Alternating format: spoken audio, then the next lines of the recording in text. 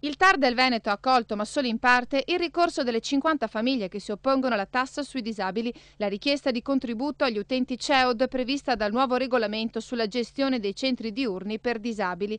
Il Tribunale ha stabilito che il contributo può essere richiesto dalla conferenza dei sindaci dell'ULSS 9, ma che la soglia di reddito per l'esenzione è troppo bassa. La sentenza costringe di fatto l'amministrazione sanitaria a rifare i conteggi. A ricorrere contro il provvedimento furono 50 famiglie che consideravano illegittima la richiesta di 30 euro mensili per 11 mesi alla famiglia del disabile ospite del CEOD che percepisce l'assegno di invalidità e di 90 euro a chi invece gode anche dell'indennità di accompagnamento. I giudici hanno annullato il punto del regolamento che prevede una soglia minima di reddito pari a 7.592 euro, al di sotto della quale la famiglia è esentata dal versamento del contributo. Tra i motivi che hanno spinto per contro il TAR a giudicare in parte legittimo il regolamento.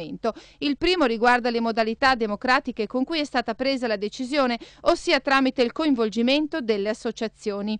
Il Tribunale amministrativo inoltre pone l'accento sulle motivazioni che hanno portato a prendere questa decisione: mantenere il servizio nonostante le sempre più risicate risorse dei comuni in materia sociale e le risorse adeguate per portare avanti i progetti futuri. In terzo luogo, la somma richiesta, pari al 12% dell'ammontare della pensione o dell'indennità percepita, benché non trascurabile, non appare eccessiva o sproporzionata secondo il Tribunale.